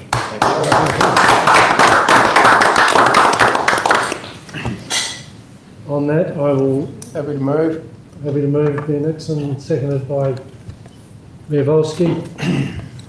All those in favour, please say aye. Aye. Against, carried. Thank you very much. We'll move on to item 9 on our agenda, which is our public transport operation report. You find from page 111. Excuse me. We have Cheryl with us, charge of operations. So Cheryl, the floor is yours. Chair, Steve, I'd just like to say we're going to miss you as well. What we won't miss is your countdown that we've had for the last 2 years at the RT meeting. I think it started, what, 600 and something days. Yeah. Whatever it was. Yeah. 24 hours now. Yeah. Down the minutes tomorrow. Look, we had a successful launch in April of the network, the brand and the website. So we'll now just sit in a monitoring space and I'll keep you updated as the data comes through, but it's doing quite well. As Linda mentioned, we now turn our mind to Motu Move and preparing the region to go live. Looks like March the 19th perhaps, which is very exciting, and it's going to be such a big step forward for the way we use PT, much needed, so we're nearly there. And the report also covers a couple of items, so fuel readiness work, all PTAs are doing that currently with NZTA, the subsidy reduction for total mobility and our key challenges, which you know well, and forward priorities. One that may change after yesterday's announcement by the Labour government. We'll see how that goes. That's all, thank you. Are there any questions of Cheryl with regarding her report? I take it on. We do thank you for presenting that with us and keeping us online. I did notice item 4, you were talking about monitoring performance and customer feedback. Do you have a date when you'll be able to evaluate that data you talked about? Actually, we're similar to Linda. It's 6 months to a year. Okay. In fact, the research is 2 years for PT changes, but we will have a look at the 6-month mark. Thank you very much. I'm happy to move the report. Is there someone that will second it? Councillor Cloak, all those in favour, please say aye. Aye. Against, carried. Thank you very much. Move on to item 10 of the agenda, which is our correspondence and information items. Some of the stuff that's gone out in the meantime, you'll find from page 178. And you're going to enlighten us on this one. Yeah, these are just copies of the correspondence we're noting. Includes State Highway 3 corridor, which was already been discussed, and Awakino Gorge. The letter went out on the driver licence system concerns, and yeah, correspondence with Kiwi Rail about attending these meetings. So yeah, they're just for information. Thank you very much. They were circulated prior, so happy to move. Happy to second it. All those in favour, please say aye. Aye. The next item on the agenda is the verbal update, but the police haven't given us a Zoomie, so we have no one present, so we will be skipping that. I'm missing Robbie already. I know. So with that, the last thing, I'm happy to make a donation to a charity of a choice from a phone going off. I did think it was off, and I will do that. It's $50. Yeah, I realise. I realise the amount as well. TAV account? Pardon, sorry? TAV account. Sorry, it's not a charity. It must be a charity. That's charity. It's not just a giving account. Sorry, Mayor. So with that, we're going to close with our closing karakia and a karakia for Kai. Please, you are all welcome to join us for a quick bite to eat afterwards in the room. So we'll start with the closing karakia and then we'll go to our karakia for Kai.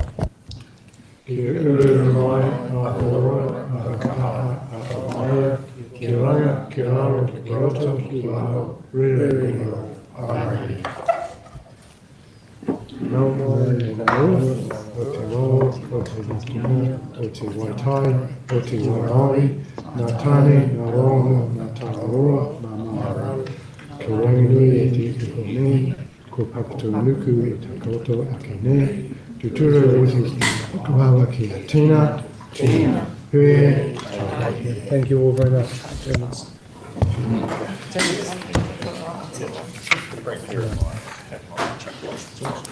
Thanks, James. I'll leave it that one. I don't need it now. I've got my rosters. I don't know why I thought I'd switch my phone on. I'm bloody sure I had. I looked at it and I think I've just stopped the rotation. Yeah, 9 months. So start building up for that. I'll get my phone for some steps. I chucked it. Before you jump into your networking conversations and all the rest of it, and we have our kite, we do have a little gift for Steve. To acknowledge our appreciation for the efforts that you've put into this committee and the RTAG and your representation from Stratford. We wish you a fun holiday